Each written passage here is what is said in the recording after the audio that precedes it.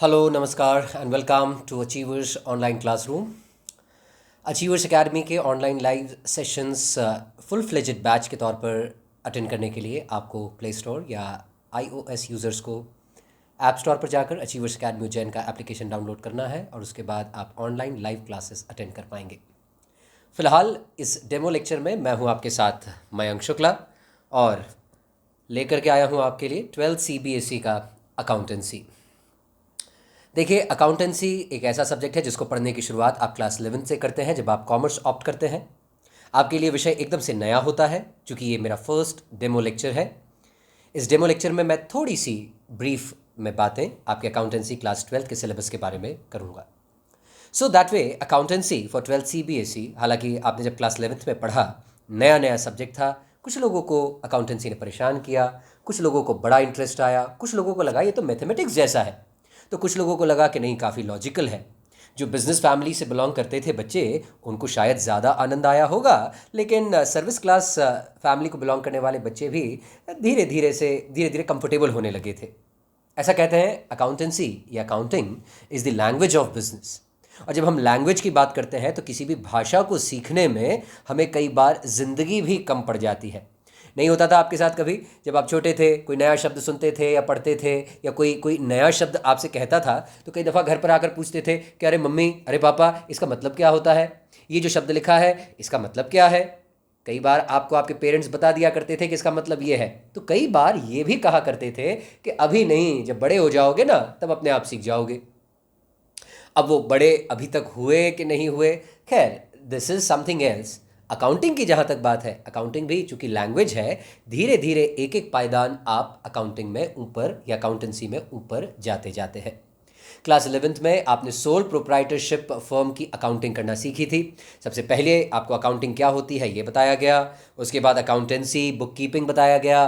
Then आपने जब थोड़ा थियरेटिकल बेस आपका तैयार हो गया तो आपने शुरुआत की अकाउंटिंग इक्वेशन से। अकाउंटिंग इक्वेशन के बाद आपने जर्नल लिखना सीखा, लेजर बनाना सीखा, ट्रायल बैलेंस बनाना सीखा। ट्रायल बैलेंस के आधार पर अंत में आपने फाइनल अकाउंट्स भी बनाए थे। खैर, ये सब याद दिलाना अभी ज़रूरी नहीं है, आप लोगों को बहुत अच्छे से याद है। आपने बिल्स ऑफ एक्सचेंज की अकाउंटिंग की, डिप्रिसिएशन की अकाउंटिंग की, यहाँ तक कि चलते चलते आपने सिंगल एंट्री सिस्टम यानी अकाउंट्स फ्रॉम इनकम्प्लीट रिकॉर्ड्स भी बनाना सीखा। लेकिन क्लास 12th में क्या, देखिए आप बड़े हो गए हैं, अब अकाउंटेंसी को भी बड़ा होना ही होगा। बहुत ज़्यादा डिटेल में अब स्पेसिफिक तौर पर हमने अकाउंटिंग करना सीखनी होगी। बहुत जल्दी से मैं आपको बता दूं, स्क्रीन पर नज़र आ रहा होगा कि आपका इस साल का अकाउंटेंसी सेशन 2020-21 में दो हिस्सों में बटा हुआ है, जैसा कि पिछले साल भी था। पहला हिस्सा 60 नंबर का है, दूसरा 20 नंबर का। 60 + 20 80 होगा और 20 नंबर का आपका प्रोजेक्ट वर्क होगा। जहाँ तक बात पार्ट ए की है, तो यहाँ पर 3 टॉपिक्स आपको पढ़ने हैं। पहला है नॉट फॉर प्रॉफिट ऑर्गेनाइजेशन की अकाउंटिंग, दूसरा पार्टनरशिप फर्म्स की अकाउंटिंग और तीसरा कंपनीज की अकाउंटिंग। देखिए, अभी तक आप सोल प्रोप्राइटरशिप की अकाउंटिंग कर रहे थे, लेकिन अब आपको अलग अलग प्रकार के ऑर्गेनाइजेशंस की अकाउंटिंग करना सीखना है, जिसमें एक होगा नॉट फॉर प्रॉफिट ऑर्गेनाइजेशन।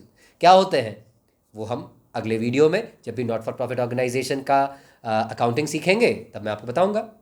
हालांकि नाम से तो क्लियर है, ऐसे ऑर्गेनाइजेशंस जो प्रॉफिट कमाने के उद्देश्य से नहीं संचालित होते, वो एनपीओज कहलाते हैं। उनकी अकाउंटिंग में क्या डिफरेंस है वो हम जानेंगे। इसके अलावा पार्टनरशिप फर्म्स की अकाउंटिंग, जो इस वीडियो में मैं कवर करने जाऊंगा। पार्टनरशिप फर्म्स की अकाउंटिंग जो सबसे ज़्यादा वेटेज रखती है क्लास 12th सिलेबस में, 30 मार्क्स फॉर पार्टनरशिप फर्म की accounting. Very interesting, very very logical, very conceptual and मैं दावे के साथ कह सकता हूं कि आप सभी को बहुत अच्छे से समझ में भी आएगी। और तीसरा है इसमें unit accounting for companies. Company की अकाउंटिंग करना सीखनी है। कंपनी के फाइनेंशियल स्टेटमेंट्स कैसे होते हैं, उसमें कैसे क्लासिफिकेशन सब क्लासिफिकेशन होता है वो देखना है। जो पार्ट बी है, that is for 20 marks. It contains 2 topics, financial statement का एनालिसिस और अगला होगा कैश फ्लो स्टेटमेंट। ये एनालिसिस में क्या क्या होता है, मैं एक आइडिया देता हूँ आपको। रेशियोज कैलकुलेट किए जाते हैं, कंपैरेटिव फाइनेंशियल स्टेटमेंट्स बनाए जाते हैं। ये क्या है, क्यों है, कैसे है, क्या इसका उद्देश्य है, क्या इसके फ़ायदे हैं, ये तो बाद ही में मालूम पड़ेगा। और ये कैश फ्लो स्टेटमेंट, ये भी एक नई बला है, बला नहीं कहना चाहिए, ये भी एक फाइनेंशियल एनालिसिस का टूल है दरअसल। और इसको बनाना, इसको कंपेयर करना, इसको एनालाइज करना, again this is something very very interesting. So ये पार्ट बी में है। हम लोग आज पार्ट ए से शुरुआत करने जा रहे हैं और पार्ट ए में भी जो सबसे ज़्यादा वेटेज रखता है आपका unit, that is accounting for partnership firms. देखिए, अकाउंटिंग फॉर पार्टनरशिप फर्म्स चूंकि सबसे ज़्यादा वेटेज रखता है, I will start with partnership accounting. इस फर्स्ट डेमो वीडियो में मैं पार्टनरशिप के कुछ बेसिक्स आपके साथ कवर करूंगा, क्योंकि समय की अपनी गरिमा है और हमें धीरे धीरे कर कर पार्टनरशिप के बारे में बहुत कुछ पढ़ना है। इसलिए मैं धीरे धीरे करके आपको पार्टनरशिप बताना शुरू करने जा रहा हूँ। देखिए, ऐसा है, पार्टनरशिप की अकाउंटिंग करना है। अभी आपने क्लास 11th में सोल प्रोप्राइटरशिप की अकाउंटिंग करना तो सीखी है। सोल प्रोप्राइटरशिप की अकाउंटिंग कैसे की आपने? जर्नल लिखा, वही rules of debit and credit मैं याद नहीं दिलाने वाला हूं आपको। रियल, पर्सनल, नॉमिनल, तीन नेचर के अकाउंट ट्रेडिशनल क्लासिफिकेशन के हिसाब से, वैसे ही मॉडर्न क्लासिफिकेशन के हिसाब से याद आना चाहिए आपको। असेट्स है, लाइबिलिटीज है, इनकम है, एक्सपेंस है और कैपिटल है। इनके आपने rules of debit and credit पढ़े थे, मैं आपको समय समय पर रिवाइज भी कराऊंगा। देखिए, जब आपने पार्टनरशिप फर्म की अकाउंटिंग करना सीखनी है तो पहले थोड़ा सा अपने अतीत के पन्नों को पलटा कर देखें। आपने जब क्लास 11th में सोल प्रोप्राइटरशिप की अकाउंटिंग करना सीखी थी, सोल प्रोप्राइटर की अकाउंटिंग में जर्नल लिखा, लेजर बनाया, ट्रायल बैलेंस बनाया और अंतिम ट्रायल बैलेंस के आधार पर आपने फाइनल अकाउंट बनाना सीखे थे। फाइनल अकाउंट में आपने ट्रेडिंग अकाउंट बनाया था, प्रॉफिट एंड लॉस अकाउंट बनाया था, बैलेंस शीट बनाई थी। अब यहां पर सोल प्रोप्राइटरशिप की अकाउंटिंग समाप्त हो जाती है। हमारा जो टॉपिक है दैट इज पार्टनरशिप फर्म्स की अकाउंटिंग। तो पार्टनरशिप फर्म्स की अकाउंटिंग प्रोप्राइटरशिप की अकाउंटिंग से क्या अलग होती है? क्या यहां पर जर्नल नहीं लिखा जाता? अरे कौन कहता है नहीं लिखते, जर्नल लिखा जाता है। क्या लेजर नहीं बनाया जाता? अरे लेजर भी बनता है। तो क्या सर डेबिट और क्रेडिट के रूल्स अलग अलग होते हैं? नहीं, वो भी वही होते हैं। तो ट्रायल बैलेंस अलग बनता होगा? अरे नहीं बाबा, ट्रायल बैलेंस भी वैसे ही बनता है। तो फाइनल अकाउंट? अरे फाइनल अकाउंट भी वैसे ही बनते हैं। तो फिर सर पार्टनरशिप फर्म की अकाउंटिंग में डिफरेंट क्या है, अंतर क्या है, डिफरेंस क्या है? देखिए, सोल प्रोप्राइटरशिप और पार्टनरशिप के बारे में आपने क्लास 11th के बिजनेस स्टडीज में ज़रूर पढ़ा था। पार्टनरशिप क्या होती है, कितने प्रकार की होती है, उसमें क्या खासियत है, उसके क्या फ़ायदे हैं, क्या उसके नुकसान हैं, ये सब क्लास 11th में बिजनेस स्टडीज़ में पढ़ाया जाता है। इनफैक्ट जब मैं बिजनेस स्टडीज़ पढ़ाता हूँ तो मैं बच्चों को कहता हूँ क्लास 11th में कि देखो, हर चीज़ को बारीकी से पढ़ो, कंसेप्चुअली पढ़ो, क्योंकि आज जो तुम बिजनेस स्टडीज़ में थियरी पढ़ रहे हो उसी का प्रैक्टिकल एप्लीकेशन तुम्हें क्लास 12th में करना होगा।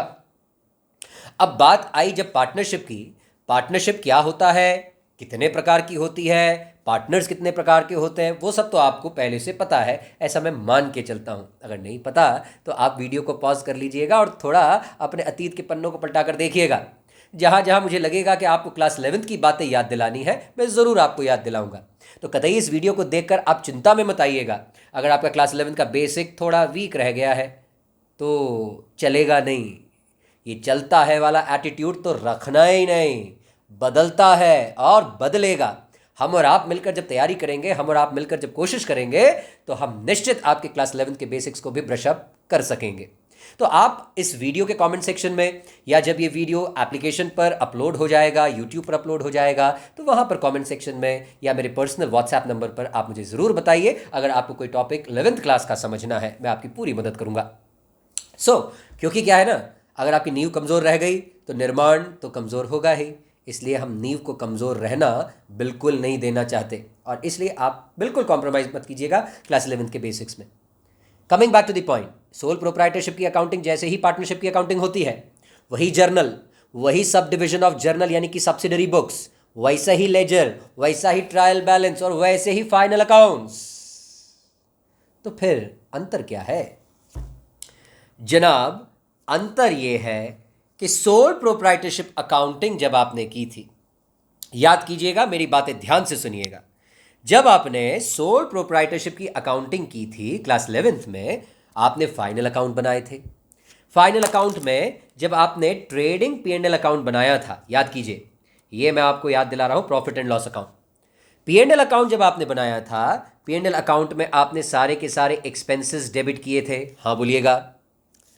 सारी इनकम्स आपने क्रेडिट की थी, हाँ बोलिए। एक्सपेंसेस और इनकम्स डेबिट क्रेडिट क्यों की थी? ये 11th क्लास का टॉपिक है। नॉमिनल नेचर के अकाउंट्स को राइट ऑफ करना होता है और उन्हें राइट ऑफ करने के लिए हम P&L अकाउंट का इस्तेमाल करते हैं।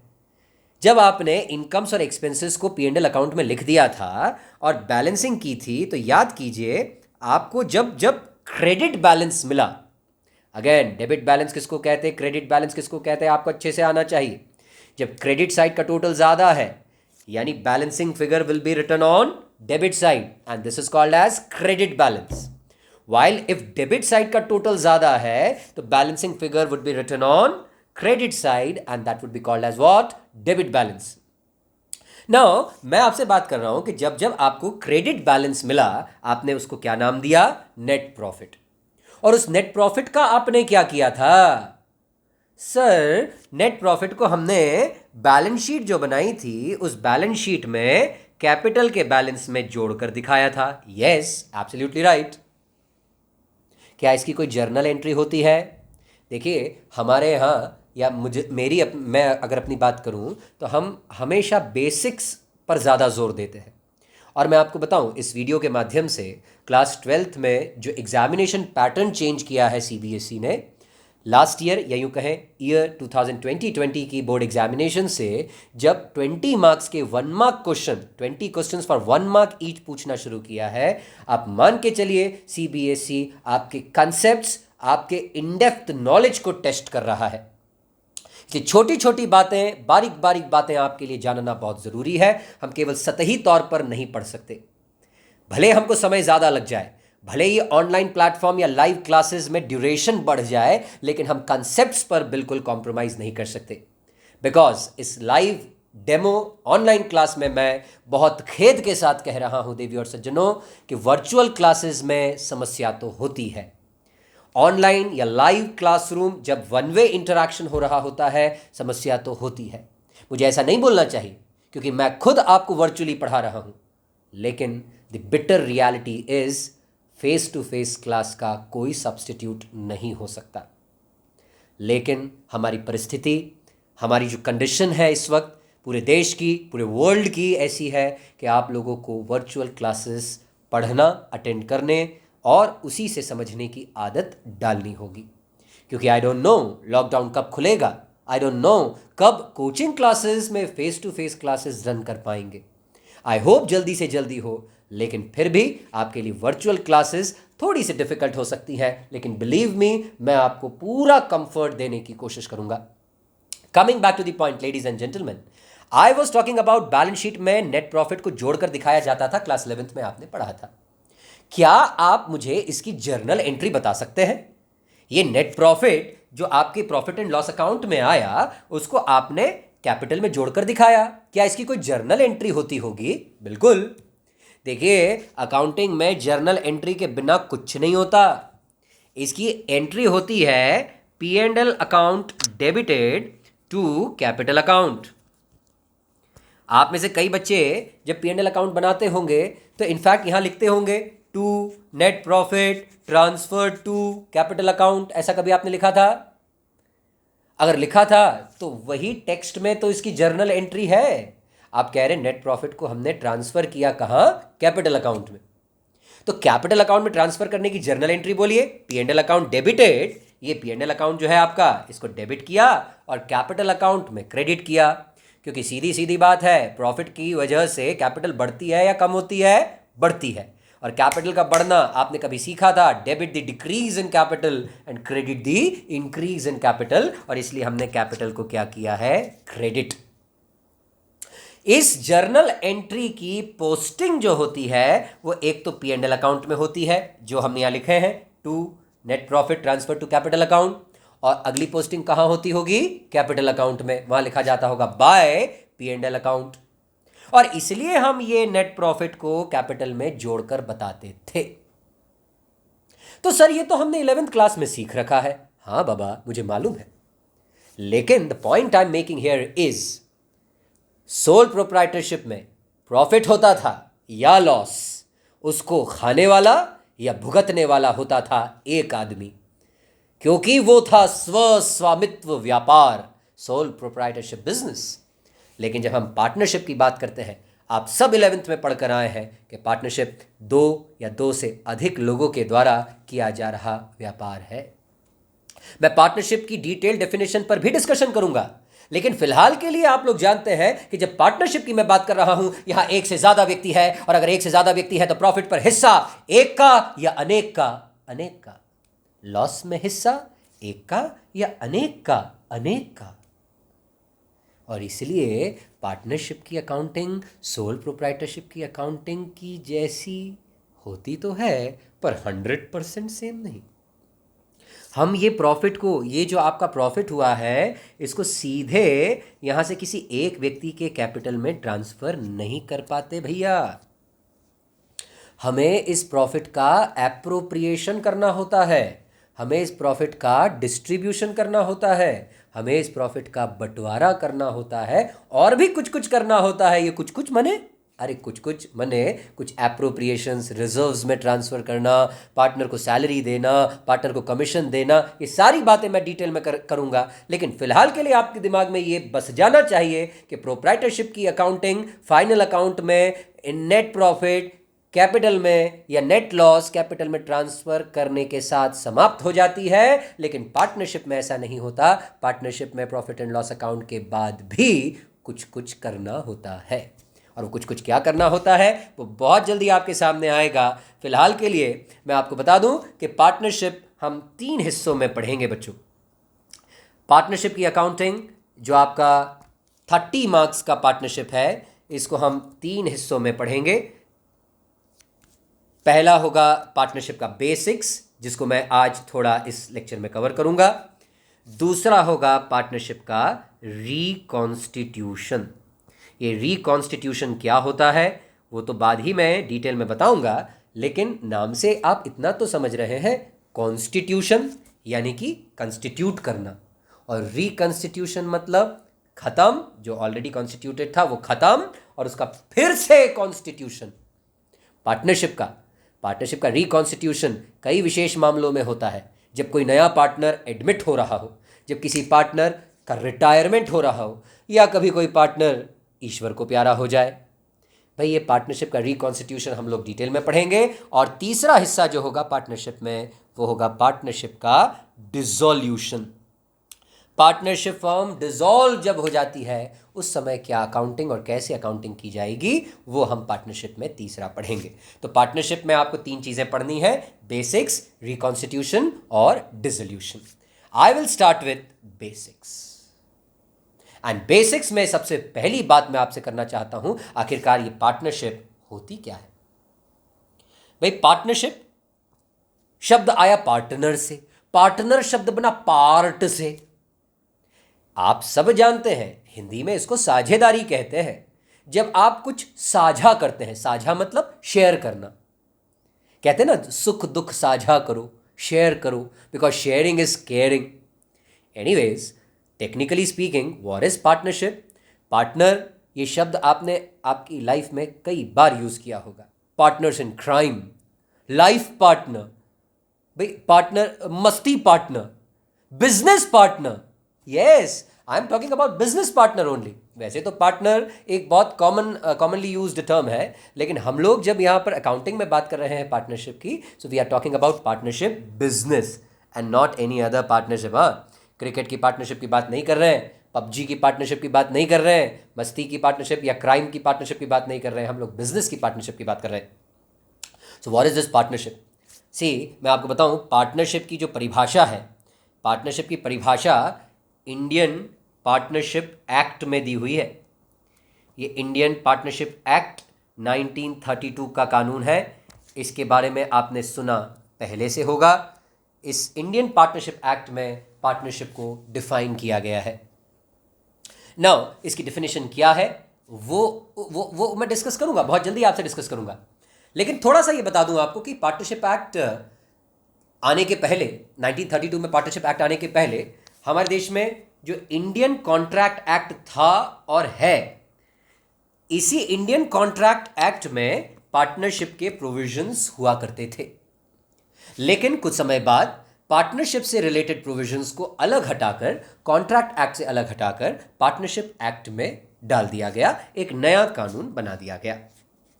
ना इंडियन पार्टनरशिप एक्ट 1932 में जो पार्टनरशिप की डेफिनेशन है, उसका रियल क्रक्स या उसका जो जिस्ट है वो ये कि सेक्शन 2, पार्टनरशिप एक्ट का section 2 defines partnership as an agreement. See what is this agreement? Again this is something very commonly used. Agreement मतलब टू एग्री. मैंने आपको ऑफर दिया और आपने मेरे ऑफर को एक्सेप्ट कर लिया. हमारे बीच में क्या हो गया? एग्रीमेंट हो गया. ये एग्रीमेंट की डेफिनेशन इंडियन कॉन्ट्रैक्ट एक्ट में है. I give you an offer. I give you an offer. Do you want to purchase my mobile phone? And you say yes. You give me the consent. You give me the acceptance. आपके और मेरे बीच में क्या हो गया है? Agreement हो गया. Offer plus acceptance is called as agreement. Offer plus acceptance. Partnership is also an agreement. Agreement between two or more persons. See, दो या दो से अधिक लोगों का होना जरूरी है, क्योंकि एक व्यक्ति, अकेला व्यक्ति तो पार्टनरशिप बना नहीं सकता. What type of agreement? Agreement between two और मोर पर्सन्स रिगार्डिंग व्हाट? अरे, agreement to carry on business. Business करने के लिए किया गया एग्रीमेंट. अब यहां बिजनेस की जब बात होगी तो आप ध्यान रखिएगा, business has to be a legal business. मैं आपको कहूं कि चलो साथ में मिलकर डाका डाला करेंगे, साथ में मिलकर लोगों की सुपारी लिया करेंगे, साथ में मिलकर ड्रग्स का बिजनेस किया करेंगे. No, this is not a partnership business. Because in order to constitute a partnership under Indian partnership act 1932, the business has to be a legal business. कानूनी रूप से वैध होना चाहिए, इलीगल नहीं होगा. मैं कह रहा हूं, what is partnership? Partnership is an agreement between two और more persons who have agreed to carry on business together. इकट्ठा बिजनेस करने का जिन्होंने तय किया है, जिसमें वो लोग क्या करेंगे? प्रॉफिट्स और लॉसेस शेयर करेंगे. प्रॉफिट्स लॉसेस की शेयरिंग किया करेंगे. अच्छा, बिजनेस की जब बात होती है तो business has to be done on a continuous basis. ऐसा नहीं कि आपने वन टाइम किसी के साथ जो है कोई एग्रीमेंट किया तो उसको पार्टनरशिप कह देंगे. भाई, मोबाइल खरीदने तो मैं दुकान पर गया था. जब मैं दुकान पर गया था, मेरे और दुकानदार के बीच में भी तो एग्रीमेंट हुआ था. क्या उस एग्रीमेंट को आप पार्टनरशिप कह सकते हो? नो. बिकॉज आपने कभी पढ़ा था बिजनेस के कैरेक्टरिस्टिक, जब क्लास 11th में पढ़े थे, कि business is to be regular in nature. So what is partnership? It is an agreement between two or more persons who have agreed to carry on business together and share profits and losses. Profits और losses की sharing करेंगे और उनके बीच में होगी mutual agency. This is again something which you have studied in class 11. Mutual agency. One for all and all for one. भाई, partnership की एक खासियत है बच्चों, जब हम कहते चार लोग हैं, ABCD, चारों मिलकर बिजनेस कर रहे हैं पार्टनरशिप बनाकर, तो पार्टनरशिप में सभी पार्टनर्स के बीच में होती है म्यूचुअल एजेंसी की रिलेशनशिप, जहां पर एक व्यक्ति सबके लिए खड़ा होता है और सारे व्यक्ति एक के लिए खड़े होते हैं. अगर ABCD की मैं बात करता हूं, ए व्यक्ति जाकर कोई एग्रीमेंट या कॉन्ट्रैक्ट करके आ जाए, अकेला जाकर कोई कॉन्ट्रैक्ट करके आ जाए, क्या B, C और D तीनों इस एग्रीमेंट या कॉन्ट्रैक्ट के लिए बाध्य हो जाएंगे? हाँ.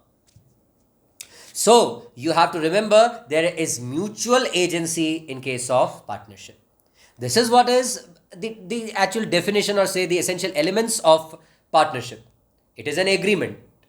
Now if I say this is an agreement, hello, if this is an agreement, can this agreement be done orally? क्या ये एग्रीमेंट ओरल फॉर्म में हो सकता है? हाँ, हो सकता है. तो क्या ये रिटन फॉर्म में भी हो सकता है? हाँ भाई, रिटन भी हो सकता है. लेकिन ऐसा सुझाव दिया जाता है कि रिटन होना ज़्यादा बेहतर है. हालांकि oral agreement of partnership is also valid and orally constituted partnership is also a valid partnership. But ऐसा कहते हैं कि जब आप दो या दो से अधिक लोग मिलकर व्यापार कर रहे होते हो सकता है आपस में कोई मतभेद हो जाए, झगड़े टंटे हो जाएं, और इसलिए आपको सारी चीज़ें लिखित में रखनी चाहिए. आपने कभी पढ़ा था कि अगर पार्टनरशिप एग्रीमेंट आपने लिखित में किया है तो वो लिखित पार्टनरशिप एग्रीमेंट क्या कहलाता है जी? You call it as partnership deed. Partnership deed कहते हैं उसको। ये partnership deed is nothing but a written agreement between two और more persons who have agreed to carry on business together, wherein one will act for all and all will act for one. So you remember partnership deed में आप क्या क्या लिखते हो? See, there are many things that are to be written in partnership deed. Just like name of your business firm या name of the firm, किस नाम से आप फर्म चलाओगे, नेम ऑफ पार्टनर्स, कौन कौन लोग मिलकर धंधा करेंगे, पार्टनर्स के नाम, पिता का नाम, उनकी एज, वो कहाँ रहते हैं, वगैरह वगैरह। इसके अलावा आप क्या बिजनेस करोगे, आपके बिजनेस का फॉर्म क्या होगा, किस चीज़ का धंधा करोगे। इसके अलावा आपका बिजनेस किस जगह पर संचालित होगा, यानी प्लेस क्या होगी। इसके अलावा जो कुछ इम्पॉर्टेंट है, बहुत ज़्यादा इम्पॉर्टेंट है, वो है कैपिटल कितनी कितनी लगाओगे, पूंजी कितनी कितनी लगाओगे, ये भी पार्टनरशिप डीड में लिखा जाता है। इसके अलावा प्रॉफिट्स और लॉसेस कैसे शेयर करोगे। भाई प्रॉफिट और लॉस की शेयरिंग कैसे होगी? You have to decide a ratio जिसमें आप आपके प्रॉफिट और लॉस शेयर करोगे, क्योंकि अगर आपने तय नहीं किया, मैं आगे आपको डिटेल में एक टॉपिक समझाऊंगा जिसमें आपको यह बताया जाएगा कि अगर आपने पार्टनरशिप डीड नहीं बनाई, if you have not done the partnership agreement in writing form, what implications you will have to suffer. वो एक अलग टॉपिक है, लेकिन अभी ऐसे ही बता दे रहा हूं। अगर आपने प्रॉफिट और लॉस की शेयरिंग के विषय में कुछ नहीं लिखा पार्टनरशिप डीड में, या आपने पार्टनरशिप डीड बनाई ही नहीं, तो आप प्रॉफिट और लॉसेस को इक्वली शेयर करेंगे, इक्वली। यानी कि अगर 3 पार्टनर हैं, 3 कौन, राम, लक्ष्मण और भरत, इन तीनों के बीच में प्रॉफिट शेयरिंग रेशियो क्या होगा, 1:1:1। इसलिए आपको पार्टनरशिप डीड में तय करना चाहिए कि प्रॉफिट और लॉसेस की शेयरिंग आप कैसे करने वाले हैं। इसके अलावा जो पार्टनरशिप डीड में कुछ और बातें हो सकती हैं, उसके बारे में थोड़ा सा डिस्कशन कर लेना चाहता हूं। कुछ ऐसे आइटम्स जो पार्टनरशिप फर्म या पार्टनरशिप एग्रीमेंट में आमतौर पर एग्री किए जाते हैं पार्टनर्स के बीच में। भाई सैलरी या commission given to a partner. भाई हमारी पार्टनरशिप फर्म 4 पार्टनर्स हैं, राम, लक्ष्मण, भरत और शत्रुघ्न। 4 लोगों की पार्टनरशिप चल रही है। अब देखिए ऐसा है कि इस पार्टनरशिप फर्म में जो भरत है वो बहुत हार्ड वर्किंग है, क्योंकि आप तो जानते हैं राम लक्ष्मण को तो वनवास हो गया, जोक सपाट। राम, लक्ष्मण और शत्रुघ्न जो है, ये 3 पार्टनर्स ज़्यादा काम नहीं करते। जो भरत है वो भरत सबसे ज़्यादा काम करता है, तन से, मन से, धन से अपनी फर्म के लिए लगा रहता है दिन रात। आपने कभी पढ़ा था कुछ पार्टनर्स वर्किंग पार्टनर होते हैं, कुछ पार्टनर्स स्लीपिंग पार्टनर होते हैं, डोरमेंट पार्टनर्स भी कहते हैं। याद है आपको टाइप्स ऑफ पार्टनर्स? वो आपने पार्टनर बाय स्टॉपल पढ़ा था, पार्टनर बाय होल्डिंग आउट पढ़ा था। वैसे ही मैं कह रहा हूँ कि हमारी पार्टनरशिप फर्म में 4 है, राम, लक्ष्मण, भरत, शत्रुघ्न। भरत जो तीसरा पार्टनर है वो बहुत ज़्यादा काम करता है, और उसके काम को राम, लक्ष्मण और शत्रुघ्न अप्रिशिएट करते हैं। और इन्होंने आपस में ये तय किया कि हम हर साल के अंत में भरत, चूंकि ये भाई हमारे लिए बहुत काम करता है, बहुत मेहनत करता है, हम इसको सैलरी दिया करेंगे। सैलरी पार्टनर को दी जाने वाली सैलरी की बात कर रहा हूं मैं, एम्प्लॉइज की सैलरी की नहीं। भरत पार्टनर को हम देने वाले हैं सैलरी, तो आप पार्टनरशिप डीड में लिखित में ये तय करो, you all agree to this point कि this partner Bharat will be paid an amount of इतना rupees, any amount, say 2000 rupees per month के हिसाब से हम इसको सैलरी दिया करेंगे। ये आपको पार्टनरशिप डीड में साफ तौर पर लिखना होगा, तय करना होगा। वैसे ही हो सकता है ये जो हमारा चौथा पार्टनर है शत्रुघ्न, ये शत्रुघ्न जो है हमको बहुत बिजनेस ला कर देता है, इसके बहुत कॉन्टैक्ट्स हैं, इसका पब्लिक रिलेशन एकदम तगड़ा है, इसकी वजह से हमको बहुत बिजनेस मिलता है, बहुत टर्नओवर बढ़ता है। तो हमने तय किया कि इसको हमारा जितना भी टर्नओवर होगा उसका 10% कमीशन दिया करेंगे। अब ये देखिए, ये कुछ ऐसी बातें हैं जो पार्टनरशिप डीड में तय हो जाना ज़रूरी है, क्योंकि हम क्या बात कर रहे हैं, पार्टनरशिप डीड में क्या क्या लिखते हैं। तो अभी थोड़ी देर पहले आपको बताया कि पार्टनर के नाम, पता, कैपिटल कितनी लगाएंगे, प्रॉफिट लॉसेस कैसे शेयर करेंगे, क्या बिजनेस करेंगे। इसके साथ साथ जो मैं कुछ और विशिष्ट बातें आपसे कर रहा हूँ, जिसमें सबसे पहला सैलरी एंड कमीशन। पार्टनर को सैलरी देना है क्या, देंगे क्या, देंगे तो कितनी देंगे, कमीशन देंगे क्या, देंगे तो कितना देंगे। ये चीज़ें पार्टनरशिप डीड में आमतौर पर लिखी जाती हैं, क्योंकि अगर नहीं लिखा तो मैं आपको बताऊंगा कि जब आप पार्टनरशिप डीड नहीं बनाते या बनाते हैं पर ये सारी बातें नहीं लिखते तो क्या होता है। अभी आपको बता दूं, अगर सैलरी और कमीशन के बारे में नहीं लिखा है तो नहीं देंगे। खैर ये बाद में डिटेल में बात करूंगा, लेकिन हाँ, आपको अभी से मैंने बता दिया सैलरी कमीशन के बारे में। अगर पार्टनरशिप डीड हो साइलेंट तो सैलरी नहीं दी जाएगी, कमीशन नहीं दिया जाएगा। वैसे ही कुछ और बातें हो सकती हैं जो पार्टनरशिप डीड में तय कर ली जाती हैं, लिखित में तय कर ली जाती हैं। उनमें से एक और इंपॉर्टेंट बात आपसे डिस्कस कर रहा हूं, और वो है इंटरेस्ट ऑन कैपिटल। भाई पार्टनर ने पूंजी लगाई, पार्टनर ने कैपिटल लगाई, इस कैपिटल पर हो सकता है आपको इंटरेस्ट देना पड़े। हो सकता है सर, कब हो सकता है? जब पार्टनरशिप डीड बनाई हो और जब आपने आपस में एक दूसरे के साथ ये एग्री किया हो, लिखित में एग्री किया हो कि हम जितने पार्टनर्स हैं हम सभी को अपनी अपनी कैपिटल पर ब्याज मिला करेगा। Interest on capital, something to be mentioned clearly in partnership deed. In fact उसका रेट भी, किस रेट से पार्टनर्स को इंटरेस्ट मिलेगा उनकी पूंजी पर। इंटरेस्ट ऑन कैपिटल सुना तो है, सुना सुना नहीं है, सुना सुना है अकाउंटिंग इक्वेशन में। हाँ सर, ये इंटरेस्ट ऑन कैपिटल और इंटरेस्ट ऑन ड्राइंग्स ऐसे आइटम्स थे जो हम जोड़ते थे कैपिटल में और वही माइनस भी कर देते थे कैपिटल से। ये हमने रट लिया था, समझ लिया था, समझा था आपने कि इंटरेस्ट ऑन कैपिटल बिजनेस के लिए खर्चा है। बिजनेस के लिए खर्चा है तो बिजनेस और बिजनेसमैन अलग अलग होते हैं क्या? हाँ, सेपरेट एंटिटी कॉन्सेप्ट। बिजनेस और businessman are different. The thing is, ये इंटरेस्ट ऑन कैपिटल बिजनेस के लिए खर्चा है और जो ओनर जिसको उसकी कैपिटल पर मिल रहा है ये ब्याज, उसके लिए इनकम है। उससे इसकी कैपिटल बढ़ती है। हम इसकी अकाउंटिंग भी सीखेंगे अगले वीडियोस में या लाइव सेशन में। आप इसकी अकाउंटिंग भी सीखेंगे, इंटरेस्ट ऑन कैपिटल कैसे कैसे पे करना, कैसे रिकॉर्ड करना। अभी केवल इतना बता रहा हूं, पार्टनरशिप डीड में इंटरेस्ट ऑन कैपिटल के बारे में क्लॉज होना चाहिए। नहीं है तो, अरे नहीं है तो इंटरेस्ट ऑन कैपिटल नहीं देंगे। सच्ची में, अरे सच्ची में बाबा। इंटरेस्ट ऑन कैपिटल के बाद एक और चीज होती है, इंटरेस्ट ऑन ड्रॉइंग्स। ड्रॉइंग्स, अच्छा हाँ सर, हम जो हमारे स्कूल में छोटी कक्षा में क्राफ्ट और ड्राइंग करते थे वो। अरे नहीं रे, ड्राइंग्स मतलब जो बिजनेसमैन अपने बिजनेस से पर्सनल यूज के लिए पैसा निकाल कर ले जाता है, ड्राइंग्स कहलाता है। अच्छा अच्छा, हमको मालूम है, आप ज़्यादा मत इतराओ, आई नो आपको मालूम है।